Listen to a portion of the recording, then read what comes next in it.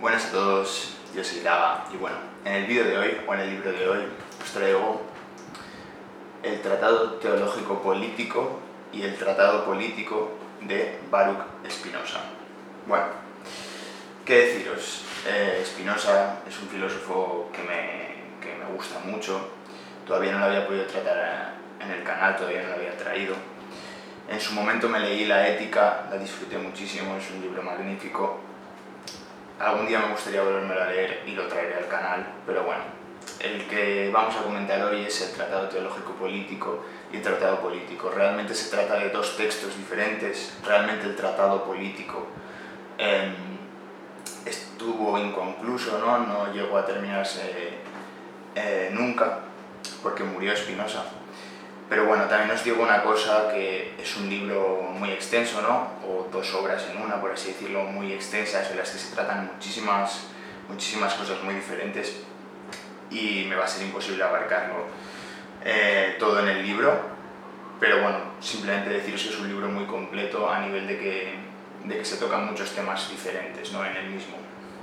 Pero bueno, yo voy a reseñar o voy a remarcar aquellas partes que me han parecido más interesantes, ¿sabes?, con respecto a la obra.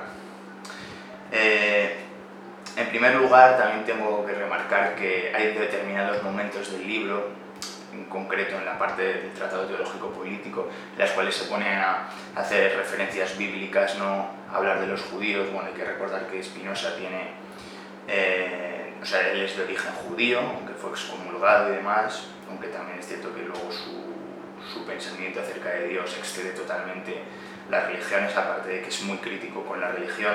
Él comprende a Dios desde una perspectiva más bien panteísta, ¿no? En La Ética eso estará más bien mostrado, aquí hay pinceladas, pero no es el tema principal.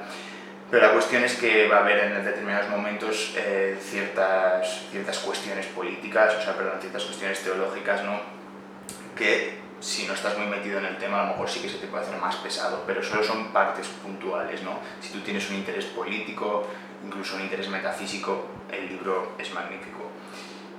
También decir que la parte del final a lo mejor también puede ser un poco más enjundiosa, ¿no?, porque se pone a relatar, ¿no?, a describir más bien un estado monárquico, un estado aristocrático, digamos, cuáles son los ingredientes, ¿no?, a nivel, digamos, de organización política, cuáles son los órganos que deben estar, cómo deben funcionar, eso es el funcionariado, ¿no?, digamos, el conjunto, digamos, de agentes que están en el orden político, digamos, de un estado o de otro, ¿no?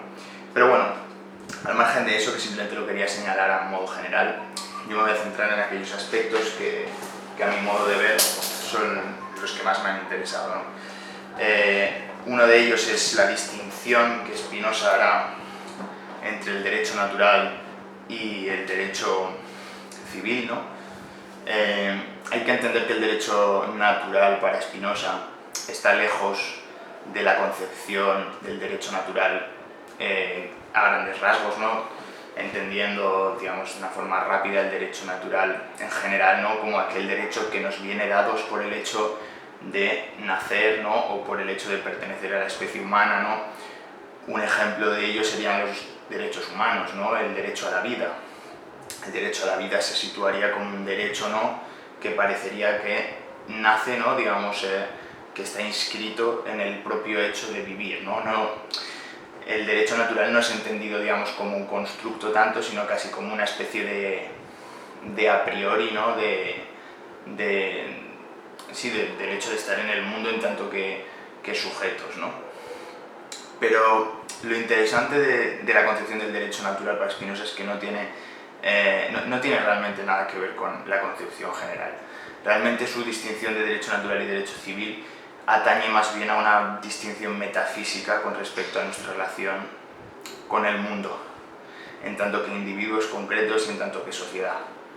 Porque al fin y al cabo esto va a tener una relación en su concepción del Estado o de la organización política, como debería ser. Más allá incluso de que sea una monarquía, que sea una democracia, una aristocracia, etc., ¿no? O sea, lo que reparará Spinoza es más bien los ingredientes concretos que deben estar, digamos, presentes, ¿no?, en esa organización política. Pero la cuestión del derecho natural, para Spinoza se debe entender como como la capacidad que tiene cada ser de obrar, es decir, el poder que tiene para poder hacer, por así decirlo.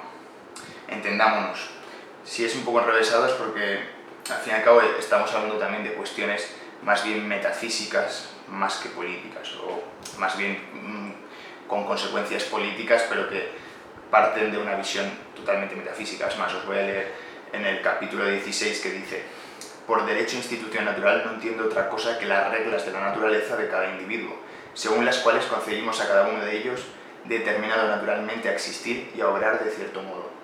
Por ejemplo, los peces están determinados por la naturaleza a la natación, y los grandes a comerse a los pequeños, y por tanto los peces, en virtud de su derecho natural, gozan del agua y el grande se come al chico, ¿no?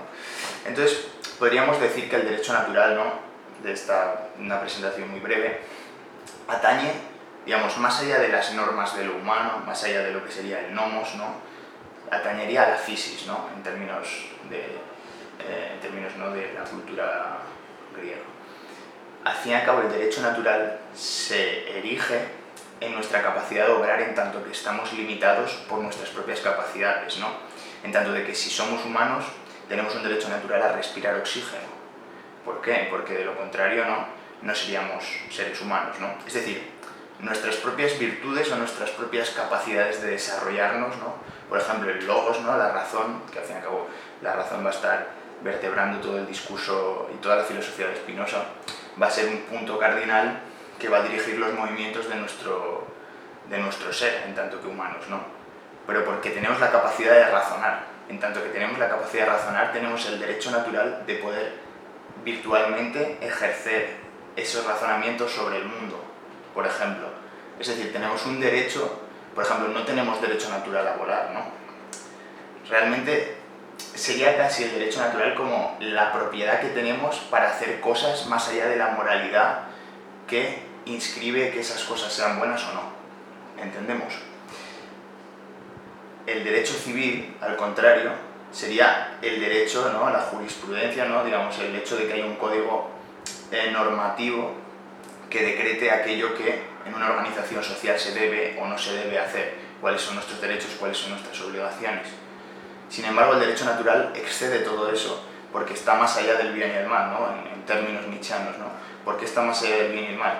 Pues por una breve razón, que al fin y al cabo, antes de aplicar el discurso que le da sentido al derecho, ¿no?, que podríamos decir que sería la seguridad, el hecho de buscar una libertad y una igualdad entre los ciudadanos, etc., ¿no?, realmente hay una capacidad de hacer las cosas más allá de que esas cosas sean positivas o negativas para quien las ejerce o para quien las sufre, ¿no? Me refiero, yo tengo el derecho natural a que si quiero puedo matar a alguien, pero eso estaría excediendo el derecho civil, en tanto que estaría corrompiendo la ley que los seres humanos nos ponemos en sociedad para obrar.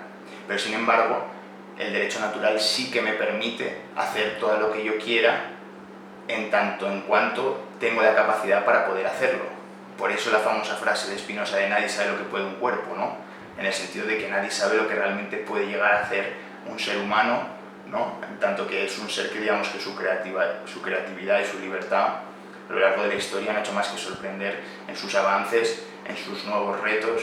Por ejemplo, cuando Usain Bolt rompió el récord, ¿no?, de velocidad, eso nadie podría esperárselo en otro momento, ¿no?, pero porque realmente fue capaz de hacer una serie de cosas que superan con creces, ¿no?, aquello que en un primer momento se veía un límite, ¿no? Entonces vemos más o menos la distinción, ¿no? Es una distinción puramente metafísica realmente, porque al fin y al cabo el derecho natural descansa en la capacidad de obrar de las personas más allá de aquello que lo determinan. Es más, en la página 58 dirá Spinoza: aquello que la razón presenta como malo no es malo respecto al orden y a las leyes de la naturaleza universal, sino solo respecto a las leyes de nuestra naturaleza. Esto es muy importante, ¿no? Esto es muy importante. ¿Por qué? Porque al fin y al cabo, si a mí me gusta una cosa, si yo considero que algo es bueno, no es porque eso sea bueno per se, sino que es bueno para mí, o que es bueno para la sociedad, es bueno en un sentido compartido, ¿no?, en un sentido de nuestro raciocinio, de nuestra forma de ver el mundo. pero realmente no es que sea bueno por naturaleza, no hay nada que sea bueno por naturaleza. Es decir, en el mundo animal, por ejemplo, que la gacela se coma, perdón, que el león se coma a la gacela, no es bueno ni malo, simplemente es. Y es porque la gacela no ha sido capaz de sobrevivir al león, ¿no? Si hubiera sido capaz, ¿no?, su capacidad de acción habría sobrepasado a la del león, ¿no? Entonces es un poco en esos términos, digamos, del poder que tiene cada ser, más allá del ser concreto que tiene, digamos, en la naturaleza, para poder hacer lo que puede hacer, ¿no? Su conatus, ¿no?, su esfuerzo por perseverar en su ser, ¿no? Aquello que a priori no tiene un límite concreto o marcado, pero que a su vez tiene ciertos límites, en tanto que un humano es un humano y no es una ardilla, pero sí que es cierto que su forma de obrar siempre puede rebasar ciertos límites con respecto a X cosas, ¿no? No es como que está tampoco determinada absolutamente, ¿no? Pero sí, también hay algunos aspectos que determinan, obviamente. No me voy a extender mucho más con esto, pienso que es la parte más interesante o más importante a mi modo de ver, aunque hay muchas partes muy interesantes en este libro. Pero claro, esto es capital porque al fin y al cabo, a partir de esta distinción, esto es lo que fundamenta el Estado de Derecho, ¿no? El Estado de Derecho, ¿no?, que también, pues, Spinoza también leyó mucho a Hobbes, ¿no?, y pues tiene integrada también su teoría. Al fin y al cabo, si nosotros nos reunimos, ¿no?, digamos de una forma contractualista, si queréis, ¿no?, realmente a marcar una legislación, un derecho civil que nos resguarde de futuros problemas o de reyertas entre nosotros de cualquier tipo, ¿no?, eso lo que nos hace es evitar ese derecho natural que se impondría por la ley del más fuerte. Entonces esa inseguridad constante que sería la vida, pues vendría compensada, ¿no?, por el propio hecho de que la ley, ¿no?, ampararía a las personas, en tanto que lo justo sería un desajuste entre lo que debería ser para cada uno, pero no lo que es, y eso es lo importante, porque mientras que el derecho natural implica lo que es, en tanto que es lo que es capaz de hacer, el derecho civil implica lo que debe ser, en tanto que cada uno debe comportarse en función de la norma social que está inscrita en el grupo. Al margen de esto, también me gustaría señalar la cuestión de la libertad de expresión, que Spinoza va a tratar en uno de los puntos. Ya os digo, hablará de muchas cosas. Hay que entender que también Spinoza es anterior, digamos, a la Ilustración, pero podemos ver en él muchas ideas que son ilustradas, en tanto que son un precedente de la Ilustración. Entre ellos él va a hablar de la libertad de expresión y la va a defender no solamente como un derecho de gran valía para los individuos, sino como puede ser, como por así decirlo, un factor fundamental, ¿no?, que tiene que estar presente en un Estado, en tanto que de lo contrario lo único que ocurriría es una perversión, una degeneración progresiva, ¿no?, de los valores, de la comodidad, de la confianza entre gobernantes y súbditos, y cómo ese deterioro pues acabaría minando las propias bases, ¿no? ¿Y por qué justifica esto? Bueno, al fin y al cabo, para empezar, él empieza diciendo una cosa que es bastante evidente, ¿no?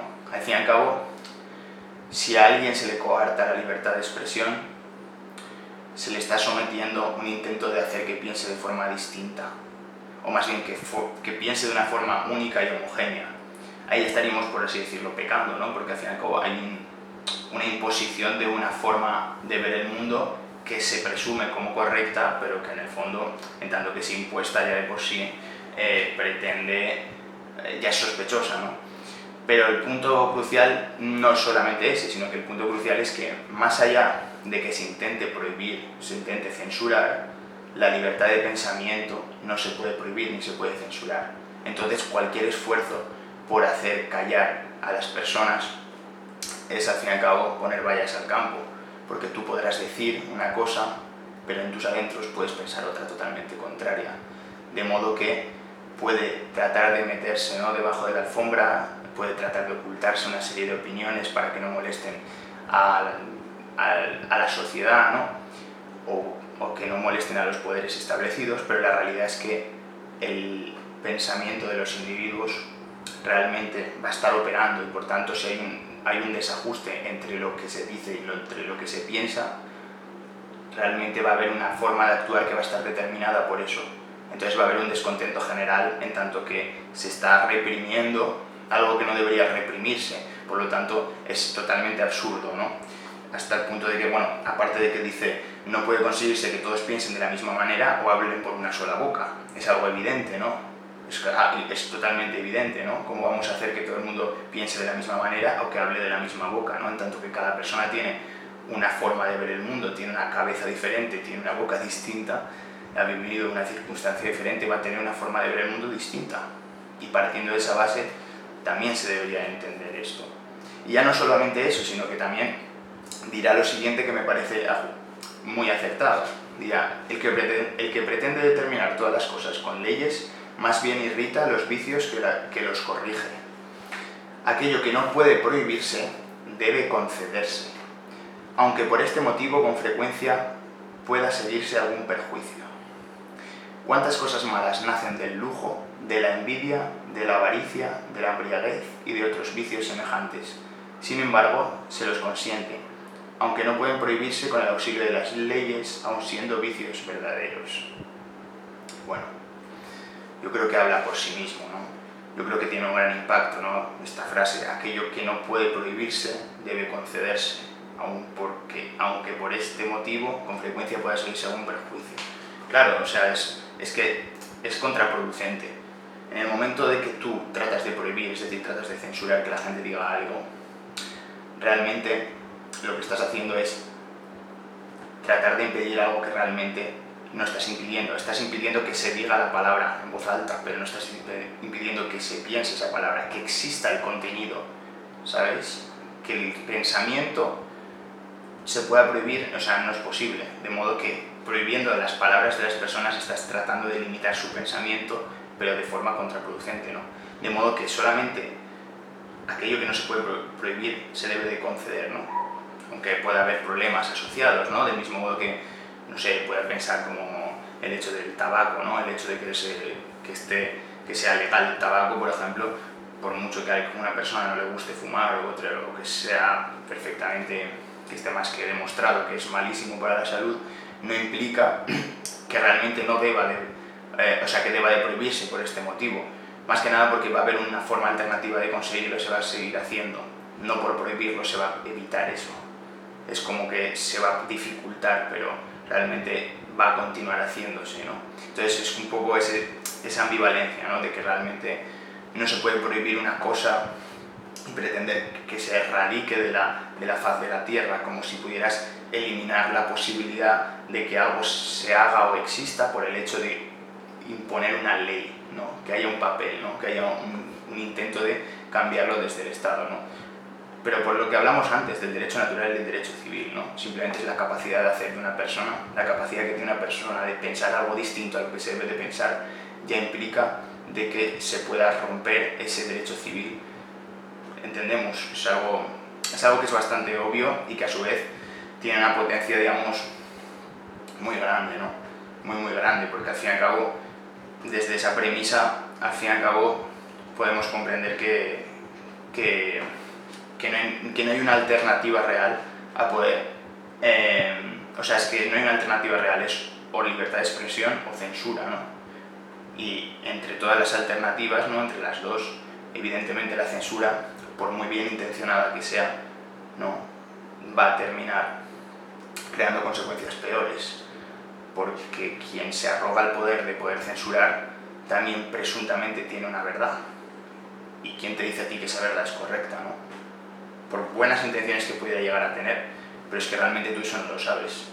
No lo sabes si es así, ¿no? Y lo más seguro, ¿no? Porque todos sabemos que el ser humano falla, es que esas intenciones o que ese intento de veracidad, de imposición, no vaya a ser la correcta, ¿no? Y bueno, con eso queda mucho más por decir, pero bueno, es un libro muy completo, muy interesante, os lo recomiendo. Y nada, nos vemos en el próximo vídeo. Chao.